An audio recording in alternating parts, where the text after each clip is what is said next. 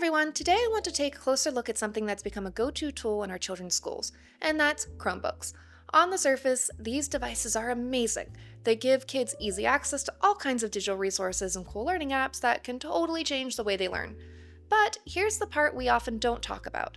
Behind that simple design, there are hidden risks that can leave our children exposed to unfiltered content, predators that intend to hurt them, cyberbullying that never seems to stop, and even sophisticated cyber threats like phishing scams. Hi, I'm Alicia Kozak. I was the first child abducted by an internet predator, and for over 20 years, I've made it my mission to protect families from the evolving dangers online.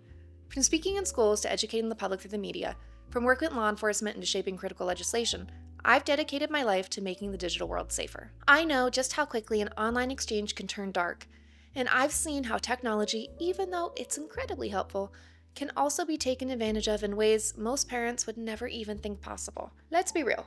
Chromebooks are like a double-edged sword. Schools can't get enough of them because they open up a universe of information. Kids do instant research, collaborate with classmates, and discover innovative ways to learn that were unimaginable just a few years back. At the same time, I know a lot of parents feel stuck or even powerless because these devices are required in so many schools. You can't just say no when it's part of your child's curriculum. Yet the very features that make Chromebooks so easy to use also create potential pitfalls.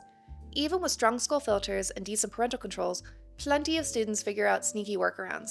They're using proxy sites, VPNs, special browser extensions, or even USB drives loaded with alternative browsers to get around security checks. And these aren't just hypothetical tricks.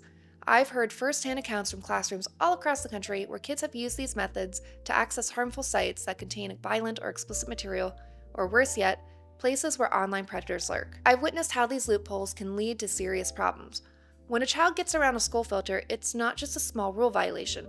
It can open the door to a disturbing digital world teeming with harmful content and manipulative individuals. A simple act of internet exploration can spiral into stumbling upon websites filled with violence, hate, or disturbing ideologies. And once a young person is exposed to material like that, the emotional impact can be deep, lingering, and sometimes really hard to reverse. Chromebooks, along with other devices our kids use, have changed how they communicate.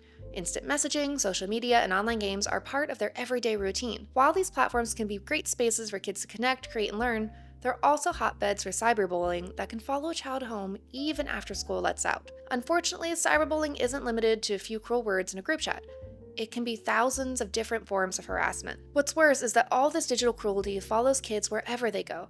They can't escape it by heading home at the end of the day. And as a result, they can sometimes feel completely overwhelmed, sometimes suffer academically, or withdraw from their friends and their family. And another urgent concern is exposure to inappropriate content.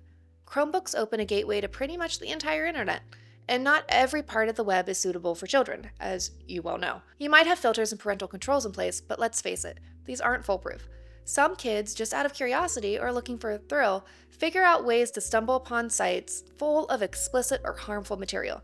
Whether it's graphic violence or adult content, it's all out there waiting to shape a child's view of what's normal and what's acceptable. And that's really the scariest part. It's not just a quick shock from an unsettling video. It can slowly chip away at their sense of what's healthy, right, or safe. And then what makes this all even more complicated is the question of privacy. When a child uses a school-issued Chromebook, their every search, click, and keystroke can be monitored by the school's IT department or even third-party service providers. While the goal is to keep kids safe, this level of tracking sometimes feels intrusive. It's normal to feel torn as a parent between wanting to stay informed about what your child is doing and worrying about how much privacy is really being given up. And then there's the issue of data security. How is all of this information being stored, and what happens if it ends up in the wrong hands?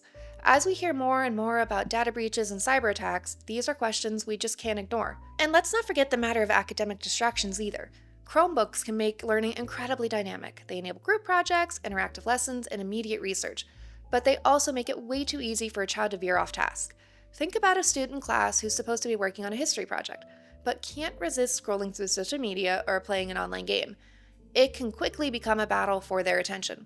For parents, it's a two-sided challenge, encouraging your child to benefit from these educational tools while also helping them avoid the endless funhouse of digital diversions. So how do you as a parent keep your children safe in this rapidly evolving world? First, it starts with awareness and open, honest dialogue. We have to foster an environment where our kids feel comfortable talking about their online experiences, no matter how scary or upsetting they might be.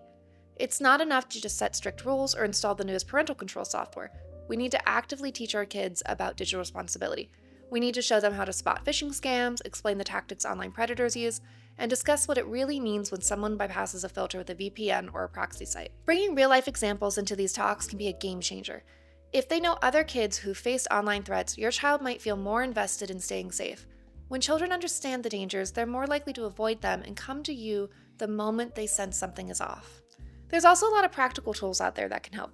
Parental control apps that let you set screen time limits, approve or block specific sites, and filter websites. Content filtering extensions can also add a layer of defense against content you don't want your kids seeing.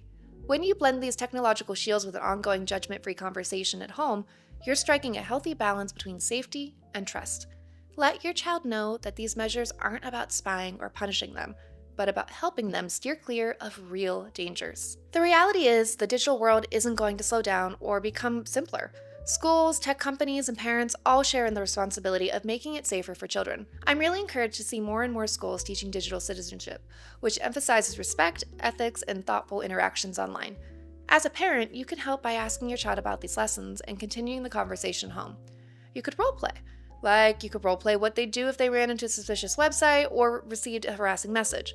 Show them you're genuinely interested in their online lives and that you're there to guide, but not ever judge them. In a perfect scenario, Chromebooks would be purely beneficial for education, sparking creativity, widening horizons, and preparing kids for a tech-centric future. And to be fair, they do a lot of that. The problem is that such powerful tools also come with equally powerful risks. It's up to all of us to stay vigilant, adapt to new challenges, and keep an ongoing dialogue about digital safety in our families. Let me tell you about a situation that I heard in a school. In one school I spoke at, a teacher discovered that a group of students had been working together to bypass the school's content filters. They used a mix of VPNs, proxy sites, and hidden browser extensions that reach online content that was absolutely off limits. Some of it was extremely violent and graphic. When the teacher found out, it caused a huge wave of concern. The school did an immediate review of its filtering software and organized a new round of digital safety sessions for both students and for parents. This was a wake-up call, not just for that one school, but for anyone who didn't fully grasp how resourceful and determined kids can be when they set their minds to breaking through these filters. As a parent, you can be proactive by reaching out to your child's school. Ask questions about digital safety protocols, how they're teaching online responsibility, and what steps they take when they find students working around those controls. Your involvement can influence real changes in the classroom, whether it's improving the filtering technology or creating more comprehensive digital literacy lessons for every student. And don't forget to inquire about how your child's data is being handled. You have every right to know who's monitoring their online activity, how that information is being stored, and what the plan is if a data breach ever does happen. Finally, and there's just no denying that these distractions can affect a child's ability to learn. With a Chromebook in front of them, a student might hop between research for a science project and then chatting online. It's a constant tug of war for their attention.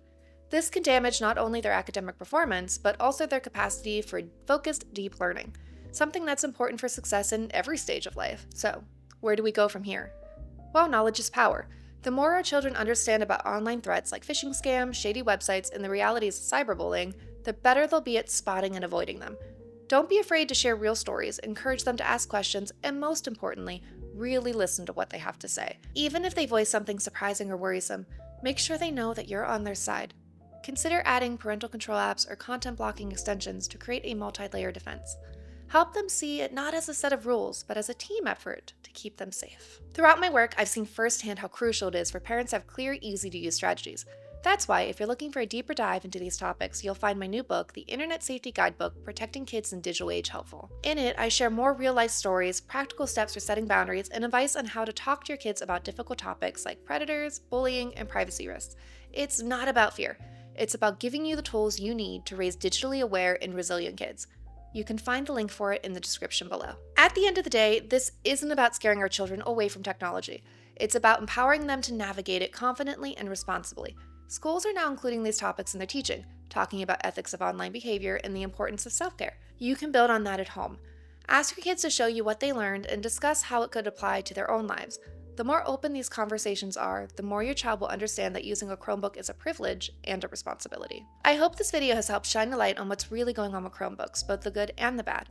And if you found it helpful, please hit that like button, subscribe for more discussions like this, and share your thoughts in the comments below.